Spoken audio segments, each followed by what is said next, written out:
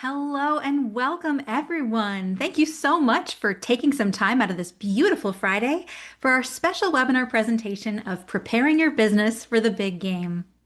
My name is Danny Lobes, and I am so happy to be your host on behalf of the San Jose Downtown Association. Before we begin, just a few notes that this webinar is being recorded and a copy will be provided to you. You're muted, but feel free to use the chat. If you have any questions about what's being presented today, you can go ahead and put that in the Q&A feature, and we will address all questions at the end of this call. It is now my privilege to introduce you to all of our wonderful webinar speakers. We have Michael Lomio, Tommy O'Hare, Melina Iglesias, and Carlos Velasquez, all from the city of San Jose. We have Laura Chmielewski from Team San Jose, and our brand new CEO, Brian Kurtz, from the San Jose Downtown Association. With that said, it is my pleasure to hand the mic over to Brian to tell you a little bit more about what's happening today. Thank you, Danny. It's a pleasure to be here. I've been on the job now with the San Jose Downtown Association for about a week and appreciate the warm welcome and introduction to downtown San Jose. I'd also like to take a moment and thank our partners at the city and Team San Jose for collaborating for this webinar and all of the efforts to support downtown businesses leading up to San Jose 2026 events. Especially the big game that is coming up in a few weeks. It's our collective goal today to ensure that our downtown businesses have the best and most updated information and resources about the events taking place here in downtown and across the city and region. This is in an effort to help you aid in preparing for staffing, their planning, and execution of your day-to-day for smooth operations all around these events. Over the course of this webinar, again, this is being recorded to help you share broadly with not only your employees, your staff, but other businesses in downtown. Over the course of this webinar, attendees are going to learn more about the events that are taking place around the big game on February 8th and the days leading up to that. To help gain access to consumer business specific resources, including downloadable social media templates and posts that support your own marketing efforts to attendees, business readiness checklists and kits to ensure that your business is ready to go, and then understanding how SJDA, the city, and Team San Jose and other partners can support your success. We're also going to learn more about Entertainment Zone, which I think that this is the first entertainment zone that'll be established in San Pedro Square, including the rules of operation and how to properly participate in this program. Finally, we're going to leave time for answers and for questions and answers that you submit through the chat feature along the way. We appreciate your participation today, and personally from me, I look forward to getting to know each and every one of you as we work together and I get more acclimated to this community. It's my pleasure now to pass things over to Tommy O'Hare with the City of San Jose to dig a little bit more into the events that are going to be taking place in the coming weeks. Thanks, Brian, and welcome to San Jose. Big thank you to Danny for organizing all this and Carlos for all his supporting help in making this happen. So as we all know, 2026 is a huge year for the city of San Jose. We've been working really, really hard over the past year on all these big events, and now Super Bowl is upon us in really almost a matter of days more than it is weeks or months at this point. So really exciting stuff. What we've really tried to focus on are a couple big goals. One is what can we do for economic vibrancy, in particular in the downtown core around these sporting events, as well as we also want to provide an experience for the residents of San Jose, as well as people throughout the Bay Area and from around the world to enjoy San Jose and feel like they've had a Super Bowl, a March Madness, or World Cup experience without having to buy a ticket to the big game. So we are now on to all the exciting actual things that are happening around Super Bowl. So we have a whole host of events. Most of them are organized around SJ26 through the San Jose Sports Authority. We have some ancillary events that some of our great partners have also taken the initiative and done on their own. And some of the first things that you can see is what's happening at Santana Row, which they're calling the Super Row. So our friends at Santana Row have organized a series of events, in particular around a watch party on Super Bowl Sunday, which is February 8th at Santana Row, as well as quite a few other activities. And you can see Hayes Mansion here also has an event that they're planning as well for a post-Super Bowl party. our friends over at Levi Stadium have organized a really big event called the Super Bowl, which will take place on Sunday, February 8th, at Levi Stadium in Santa Clara. Now on to the core of what we've done for what we're calling SJ26. So our good friends at the Office of Cultural Affairs in the city of San Jose have organized Invisible Skies with a world-renowned artist, Elizabeth Turk. It's going to be a really interesting interaction between technology as well as human art. Everyone is going to be able to, who registers is going to be able to get an umbrella. It has lights on it. There's a lot of serendipity that happens with the people walking around with these umbrellas at City Hall. And then this is all filmed and the video is created at the end that creates a really interesting piece of art. Then moving on, we have opening night at the San Jose Convention Center organized by the NFL. This has traditionally been called Media Day, but now it's called opening night. We're really excited to have an official Super Bowl event here in San Jose. That'll take place on Monday, February 2nd at the convention center. The media will arrive about 2 p.m. on buses from San Francisco. The event will officially kick off. I believe they're opening the doors at 3 or 3:30, and then it'll go to 8 p.m. at night.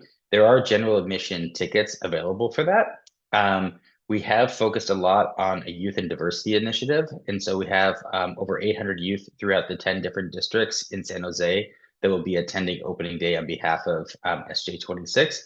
There are also our general admission tickets that will be available to secure. They are free. We don't have the FAQ up yet. I looked this morning and the link wasn't working.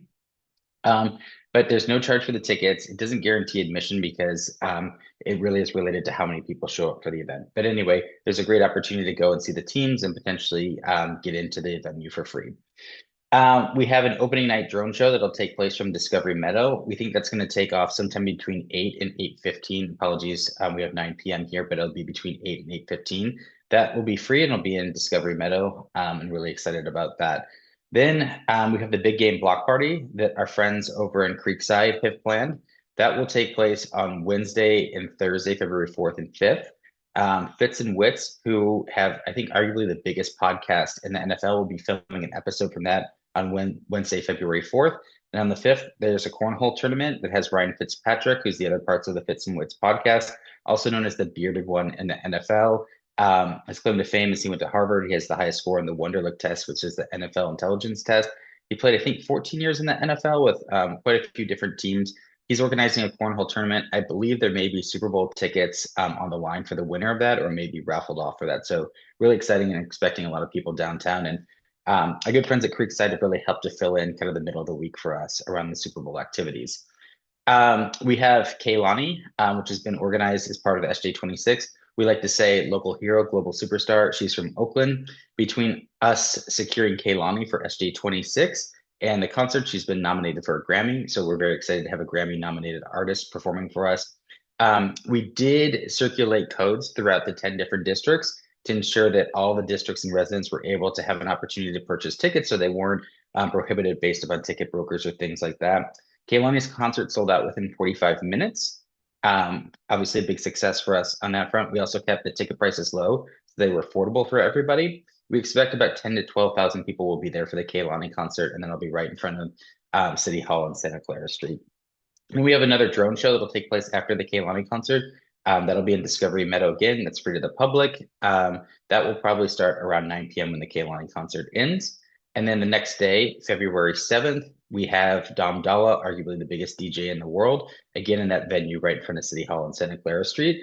Dom Dalla's tickets sold out instantaneously. That'll be about 15,000 people that are there for the concert as well. And again, we replicated the same sort of system where we distributed codes out into the districts for local residents to be able to purchase and kept the ticket prices down. So really, really exciting. We think we have between Bad Bunny coming for the half game show and all the other concerts, we think we have at least 2 of the 3 biggest concerts that'll happen in the Bay Area during Super Bowl. So really excited about that.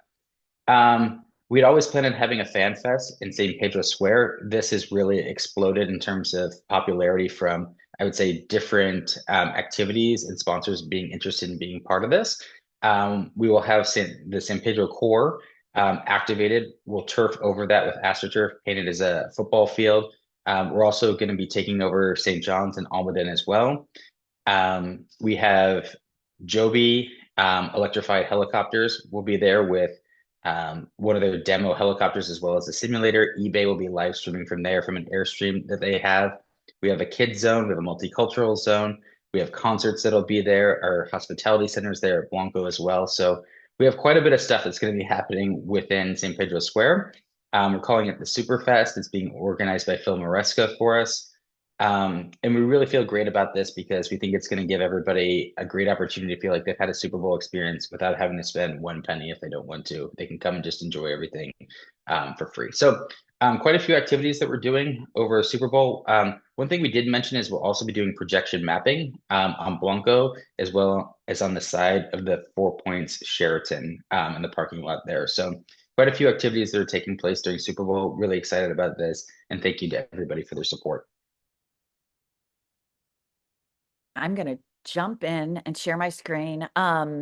Thanks, Tommy. I'm now here happily to talk about where you'll find all these listed, how you'll get the most up-to-date information, and how to get your businesses and your events listed, not only around the next month, but throughout the whole year of 2026 and onward. There's the 2026 website.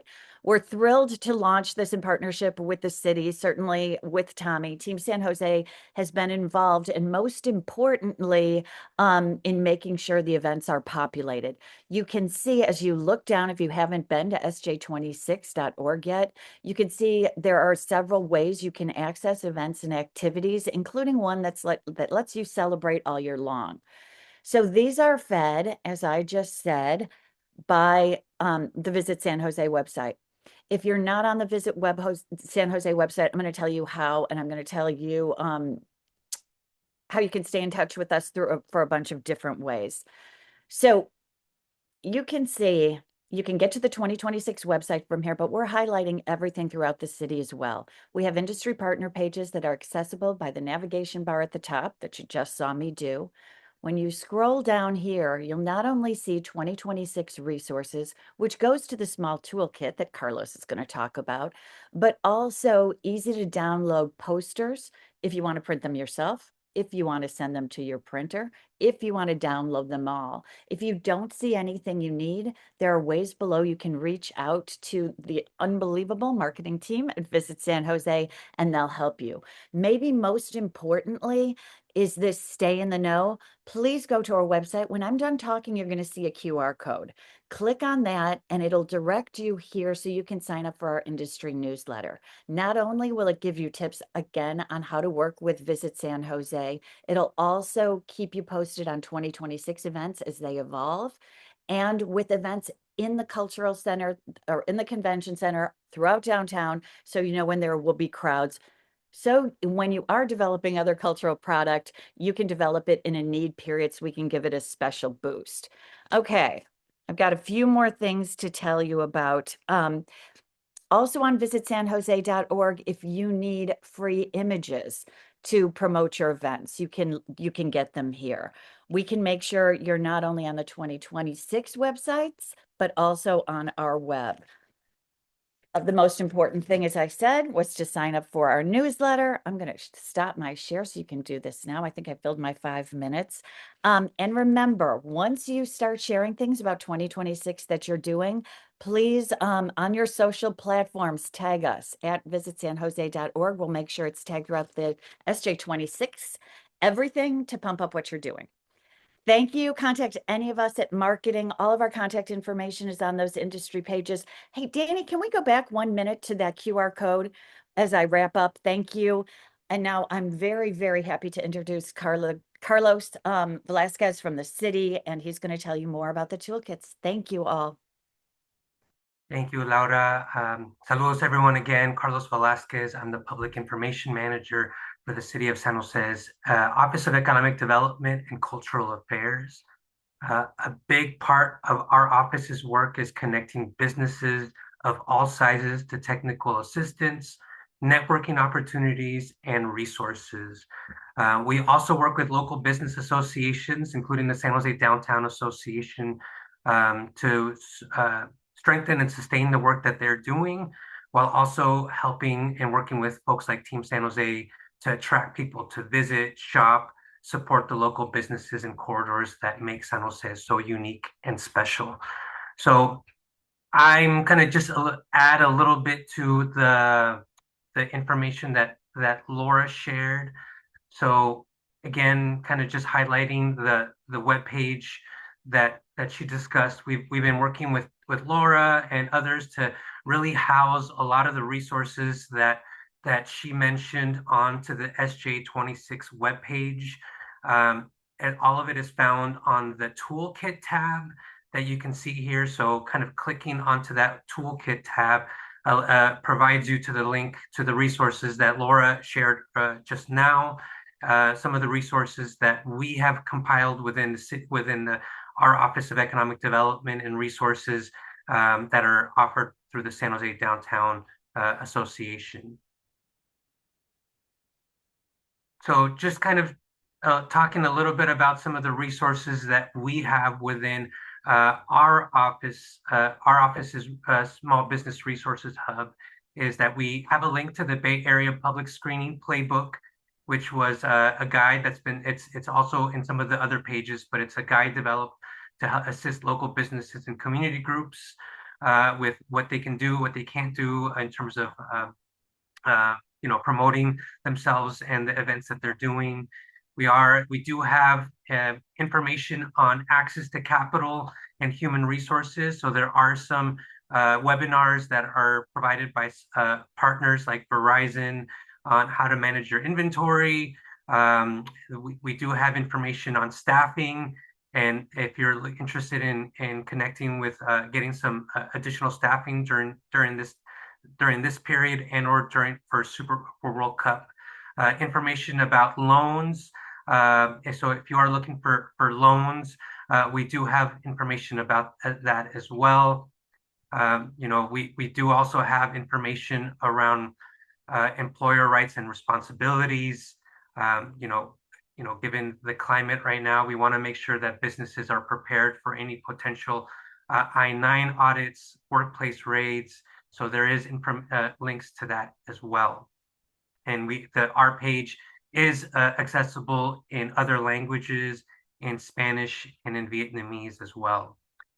I did want to also just kind of really promote the resources that we have on an ongoing basis. Our office provides information around business advice trainings, events, and other resources from our partners. We do have a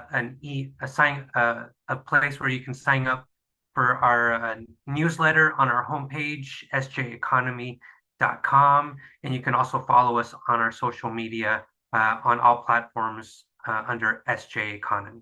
I'm going to pass it on to Dane. Thank you so much, Carlos. I appreciate that. And I'm just here to present a few more resources that might be helpful to everybody watching. We have on the San Jose Downtown Association website a business toolkit that you should be seeing on your screen now. So this gives you pretty much everything you need for resources, guidance, and inspiration to help you thrive during the big events. We have resources for watch parties. We have do's and don't checklists for Super Bowl promotions, some fantastic Super Bowl media templates, and I should be saying big game, shame on me, because that's when the first thing you'll learn is that you can't use the term Super Bowl in your promotions. You should use the term big game. We'll go a little bit more into that in a second. But just to give you a quick tour here, if you have any events that you really want to promote, we have a list of helpful calendars that are free for you to submit your events. You can just click there and see that list. And we have links to a lot of the resources that were promoted by Laura and Carlos, including the Team San Jose resources that you can print, access to their calendars where you can list your events. And then specifically for downtown businesses, we have our wonderful Groundworks and Social Impact Team resources here. So if you run into any issues with graffiti or any messes, or if you need some power washing, anything like that, we have more information on our Groundworks page. And if you have any concerns about individuals who might need resources, who are unhoused, you can also reach out to the Social Impact Team. As Carlos mentioned, we have links to the SJ Economy. We have even food permit links if you need all of that. And if you have any additional questions, our fantastic SJDA Economic Development Director, Nate LeBlanc, is always available if it fits into that miscellaneous category. If you are a downtown business, he is here to help you and connect you with any resources you need. So we have a nice Contact Nate button here. Also, just in case you got heard of this webinar last minute, we do list all of our upcoming webinars on this page as well. And we have a new email newsletter that's going to be starting, a monthly business newsletter that gets you all the resources that you need on a monthly basis. And you can sign up for that here too. Before I switch over here, I did want to bring extra attention to the do's and don'ts checklist for Super Bowl promotion.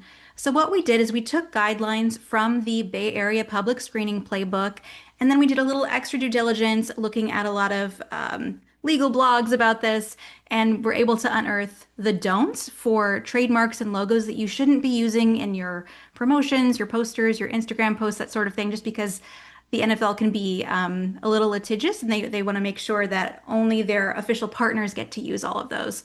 So things to avoid are terms like Super Bowl, NFL, even things like Super Sunday, first and goal, game day. Those are all trademark termed by the NFL. So we have some suggestions of what you can say very easily. And we have a fantastic resource of social media posts that are approved, examples of what you can't do. And Adobe, which is our neighbor and an official partner of Super Bowl 60, has created hundreds of free templates that are in compliance. So I think there's like 800 templates. So if you really don't know what to do for a design, you can go there, use the free Adobe Express account and edit them and make them your own. We also have links to Canva templates and examples if you prefer to use that. They're very user-friendly graphic design tools if you have anybody using them. So really excited to have all of those resources there for you.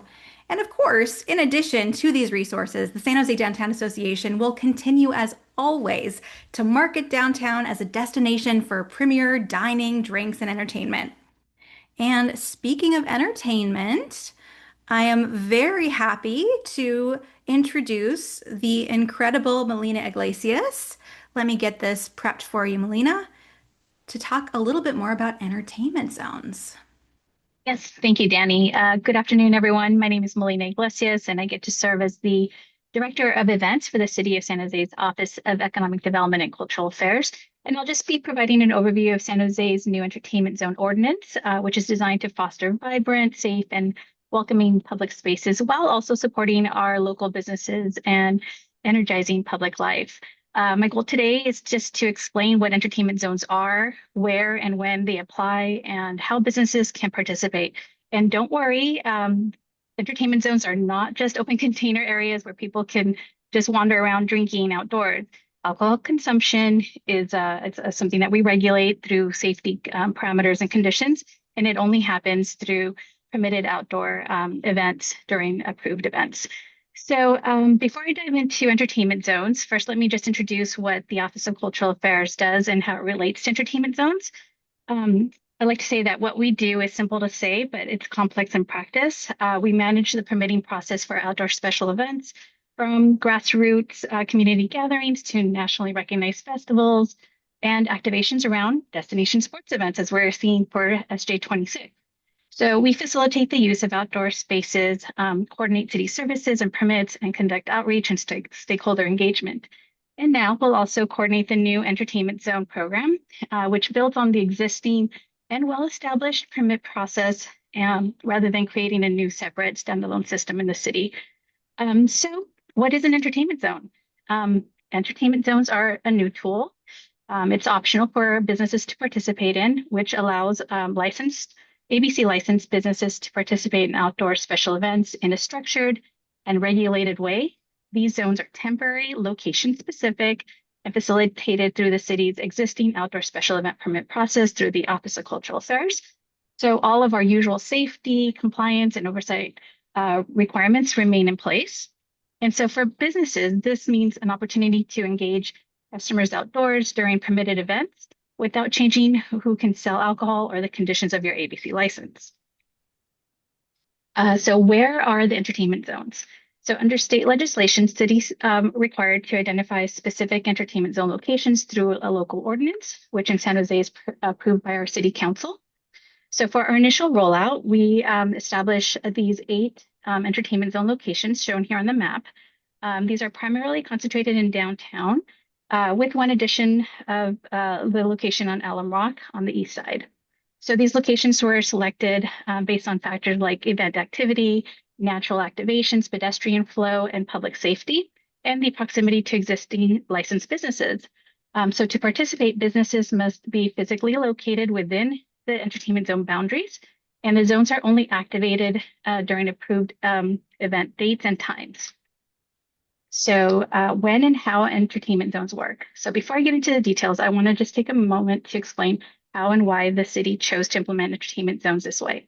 We built this program into the existing outdoor special event permit process, which is because the city already has a strong protocols in place for coordination, review, and safety across departments, and that's through the Office of Cultural Affairs. So this allows us to support activation while keeping everything organized and well managed according to regulations. And while we can all agree that it's nice to enjoy a drink outdoors, most of us need an invitation to do that. And in this case, the invitation is the permitted event or that activation. So entertainment zones are not just open container areas or a general change to the alcohol rules. They only exist during approved events and under specific conditions that are regulated through the ordinance and the state ABC regulations and conditions. So entertainments are only active during permitted special events. Outdoor alcohol consumption is allowed, but only during the entertainment zone events and does not occur outside of those permitted conditions. So you can't just be like, oh, there's a Sharks game. We're going to go and activate the entertainment zone because that's that event. It has to go through the Office of Cultural Affairs permit process. And it's part of the Office of Cultural Affairs regulation and conditions. And event organizers apply for a special event permit and they opt to activate an entertainment zone as part of that application. There are no additional fees to activate an entertainment zone, but there are specific conditions that apply and must be followed. So we'll run that application through our review process with our police department, Department of Transportation, fire department, ABC, all the powers that be for the review and the approval and to set the specific conditions for that specific event. So alcohol must be purchased from licensed and established businesses, or there can also be a one-day liquor license bar that is set up outdoors that is within the entertainment zone boundary. It's really important to point out that there's approved non-glass, non-metal containers. And while the containers do not need to be sealed, they do need to be part of the approval process for the overall managed event-specific program. So now how to participate. I would just want to touch briefly on how businesses can participate in their responsibilities. In a high level, businesses may sell to-go open container beverages only through, again, I keep saying this, through the outdoor special event OCA permitted process, and only when event zones are active. Beverages are then poured into approved entertainment zone cups at the exit point. So while they're purchased at the bar, they can be served in a regular glass.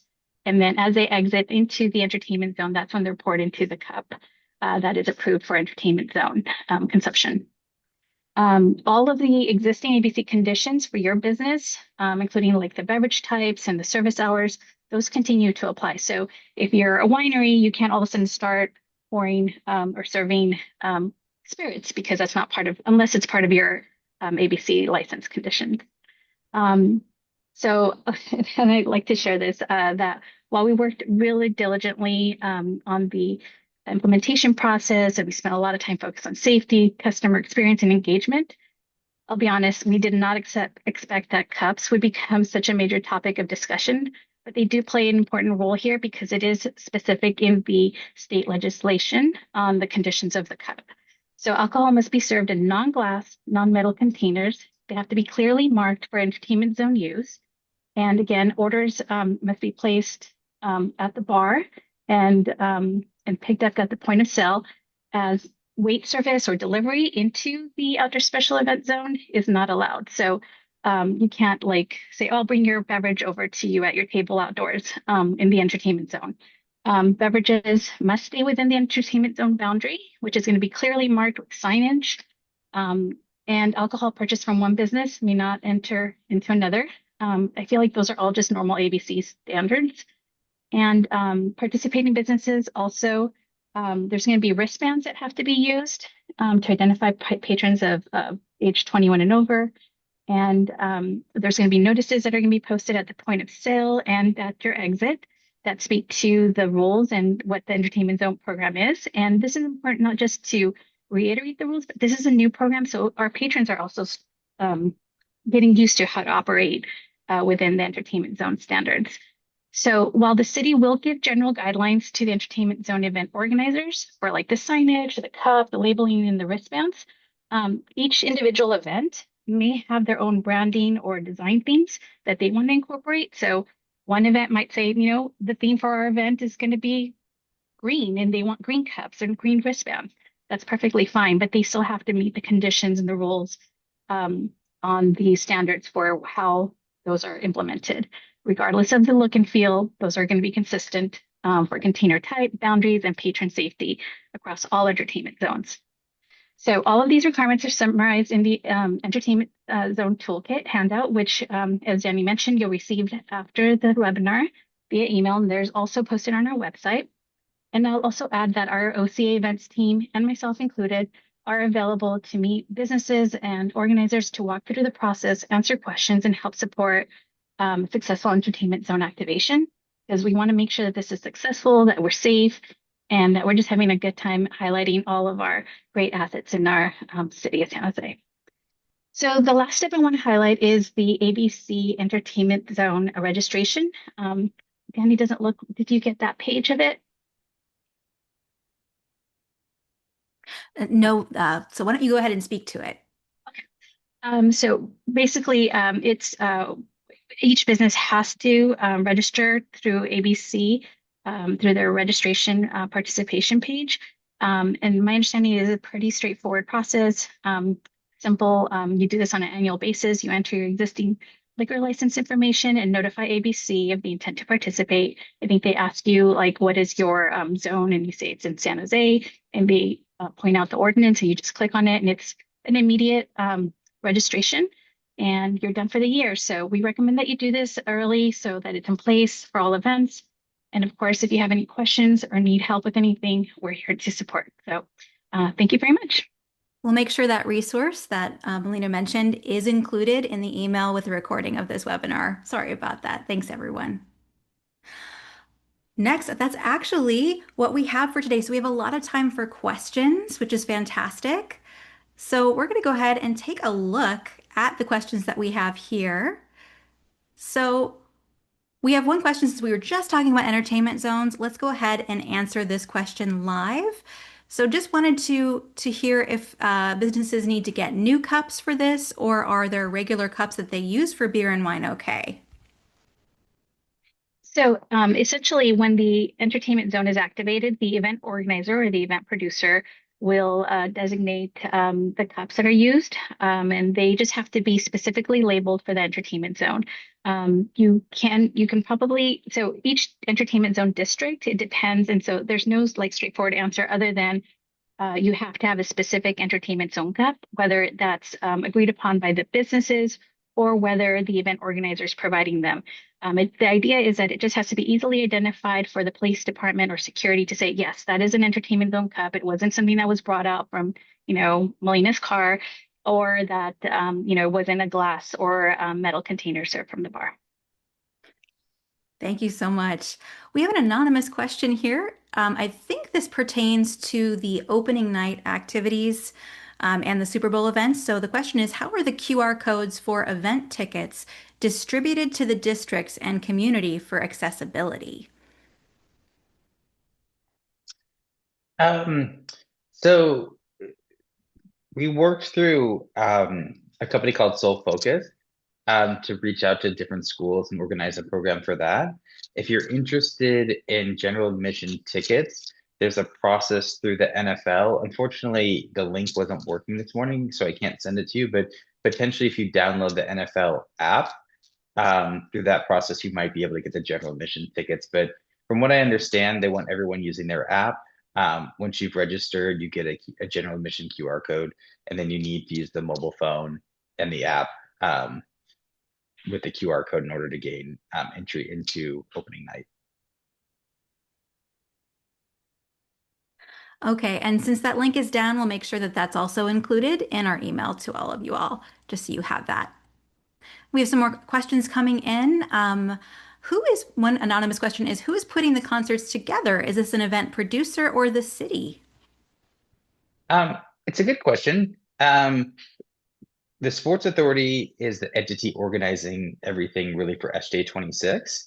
And then they work with concert operators to put together the various concerts. So they are working with a company called 15 Utah. It's really a consortium of three people, a talent booker, an operator, and a marketer. On the marketing side, I think you probably all know Anthony from SJ Foods. He's done a tremendous job marketing the events. But really, the Sports Authority is, I would say, the sponsor of the overall events, even though there are other corporate sponsors. And then they've subcontracted with concert operators to put on the concerts. Great. There's another event question. I think this is specifically for Superfest. And the question is, who can participate in Culture Night Market?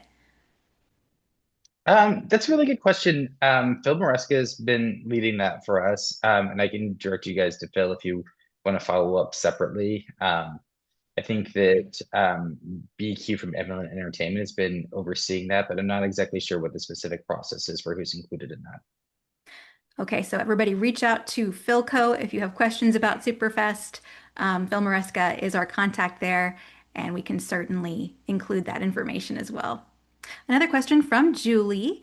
Julie Garcia, hello. What traffic control will be in place for all of these events, and where will people be parking for the sold out venues? I can speak a little bit to downtown. I think Brian can as well. We have a lot of resources for downtown. Just quickly to hear if there was anything for Greater San Jose before I dig into the downtown areas. I would just say that the city of San Jose is working with our partners at the San Jose Police Department to share all this. So I think, a lot of the information around traffic control, street closures will be shared via the city of San Jose's kind of formal website and through the San Jose Police Department. And I'm sure our partners here will also be amplifying that information. So we will be sharing information on that largely through social media to make it more public. Fantastic. And speaking to downtown as a partner amplifying, as SJDA, we actually update our traffic and construction closures in downtown. We have a dedicated webpage for that. That gets updated every Friday. So as we get new information, we refine it and make it a little bit more up to date. There were also two slides that had some street closure information. We kind of went a little fast at the beginning, my bad on my on my sliding controls here, but let me bring that back up for you. So what we have here for Hopa's Brewing Block Party, which is going to be on Wednesday and Thursday, I believe, or sorry, February 4th and 5th, right here. You can see that there's a street closure on Barack Obama Boulevard between West Santa Clara and West San Fernando Street. That street closure is going to be from 10 a.m. to 11 p.m., and then it will open again from 11 p.m. to 10 a.m. between the 2 days and close again, just so you know. For Superfest, we do have some street closures marked off on the map here. You can kind of see, and this is all linked on that website, where we are having some areas on Almonden and St. John Street between Almonden and Market Street, and then Almonden Avenue between St. John and Carlisle Street as well. And then, as you know, it's always closed to traffic on this part of San Pedro Square, so nothing new there. Sorry, go ahead, Tommy. Just one other thing. As early as next week, we will be posting a specific events map for Super Bowl. It'll be interactive and it'll have some different layers on that, and that will reflect the road closures that we'll have. So if you want to see it sort of in a visual representation, probably later next week, you'll be able to see that. And then, Michael, you had something to add. Thank you, Tommy. That's perfect. Hey folks, yeah, thank you, Danny. I do also just want to add that we are expecting a lot of people coming downtown, and we're really excited to be helping generate that foot traffic. I would just say that we have over 100,000 parking spaces downtown when you add up the public parking, the private parking, the on-street parking, and SJSU parking. So downtown is really well parked, and folks are certainly um, able to also access our public transportation options, which includes Caltrain, VTA Light Rail, and the VTA bus system, among many others. So I did just want to put that out there. And for our part for downtown, you can always go to parksj.org to check out available parking. There are some real-time availability parking tools on there as well, so you can always see that. Danny, can you pull up that website very briefly? You bet. Let me grab that. It's important. What's important to highlight is the number of public parking garages that are available at parksj.org. And then specific garages that you'll be able to see that are linked to and helping to communicate that you can communicate to your visitors and guests, not only during these SJ26 events, but at all time, that there are certain garages that have 90 minutes of free parking there as well. But please do share this with your guests and anticipated visitors, and we will be doing the same.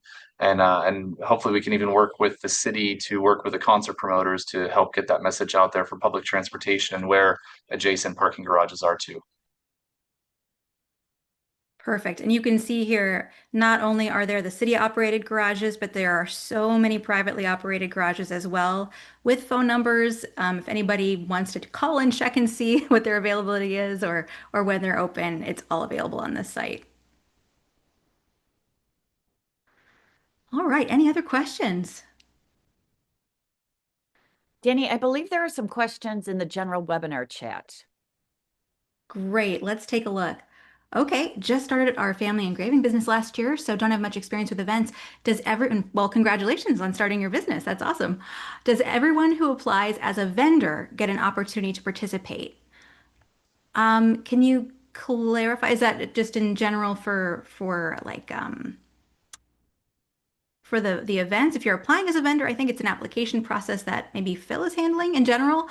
Yes, go ahead. Yeah. Yes, I can just respond to that. We get this question quite often because we have events year round. Granted, we have heightened events in 2026, but really it's the responsibility of the vendor to approach the event organizer and go through their vendor permit or vendor process. So some events choose, a specific curated type of vendor. So there's no guarantee that just because you apply as a vendor that you're going to get selected. Specifically for Superfest, I know that Culture Night Market is very intentional on local and integrating local vendors. We want to really highlight that space and that talent that we have locally with our entrepreneurs. So there's a pretty high chance that you'll get into the Superfest program, vendor program. But in general, the Office of Cultural Affairs has a listing of events that are permitted through our office, and it includes contact information for the event producer. So you can go through that resource at sanjoseculture.org and peruse the schedule, the listing, and see what interests you as a vendor, and approach them directly and go through their vendor application process. Yeah, go ahead, Michael. Danny, I saw that we had rookies in the participants list. They're a really great local sports bar.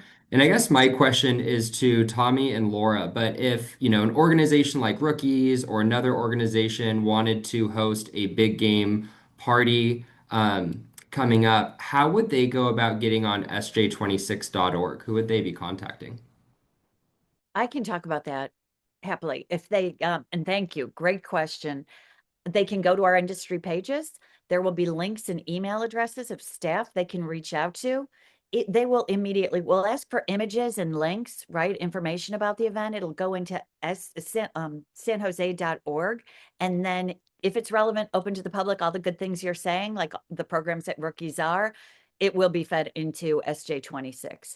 And I want to say too, if for the in-between times, I pointed out that all events for 2026 are on both sites. So we want to encourage you to submit events all year long. And thanks, Michael, for the question.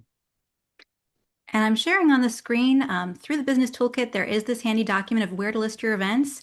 San Jose 2026 is at the top with all of the information that Laura was just referencing about who to reach out to. And they have a whole form for you to take a look at so you can kind of see what the requirements are and make sure you qualify. If you are within the downtown area, we also have a link for the San Jose Downtown events calendar. We have a form you can fill out, and if we have any issues with your application, our wonderful web lead, Archana, will be able to reach out to you and get the information so that you can get listed. And then, of course, the chamber has a calendar. So there are a lot of calendars actually here that you can take a look at as well for helping promote events. Awesome. Did we capture everyone's questions here? I just want to make sure if I missed anybody in our chat. Thank you all for being such a wonderful audience and for submitting your questions and having this dialogue with us. We really appreciate you being here and everything that you're doing every single day. I know it's a busy Friday, especially for those of you around the convention center. There's a lot going on. So we can give you back the time in your day unless there's, oh yeah, go ahead. Yeah, there was one question. I think, will SAP Center be hosting viewing of the big game? And I don't believe so. No, Tom. no, they're not. Hmm. The NFL, I would say, unlike FIFA, it's much more restrictive in terms of their watch party rights. And so there's a bit of a fine line. Bars and restaurants are usually able to show the Super Bowl in their bars and restaurants through their cable and satellite television agreements. But for SAP Center to do that, they need a separate license. And it just doesn't seem like that's something that NFL is willing to open up. Whereas on the FIFA World Cup, I think there's some pretty favorable rights for doing watch parties without even acquiring a license. And we do, if you are interested in hosting a watch party yourself, we do have a link to the Bay Area Host Committee's guidelines for that. It's pretty open and it's pretty easy to do. So if you are equipped to do that at your business, just follow the guidelines. They're pretty simple. And one of the big things is just you can't charge people to watch at your place. So um, I think, oh, here is one more question. Can businesses participate at the opening night San Jose as a vendor? Is that a possibility? Just want to check in on that. I think that that's a pretty restrictive event that's organized by the NFL. I think that they had a separate sort of vendor approvals process. I think that is closed now for the Super Bowl at this point. So I don't think that there's really any opportunities left to be a part of that, but that was really something that the NFL and the Bay Area Host Committee ran. It was not specifically something operated by SJ26. Thanks so much. All right, any last questions from our viewers?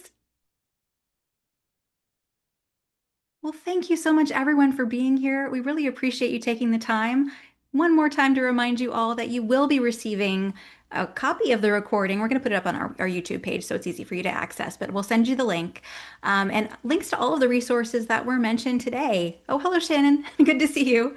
Awesome. Well, thanks so much again, and have a wonderful Friday and a fantastic weekend. Take care, everyone. Hi, everyone. Bye. Take care. Bye. Thank you, Danny. Thank you, Downtown Association. Thank you so Thanks much. all. Take care.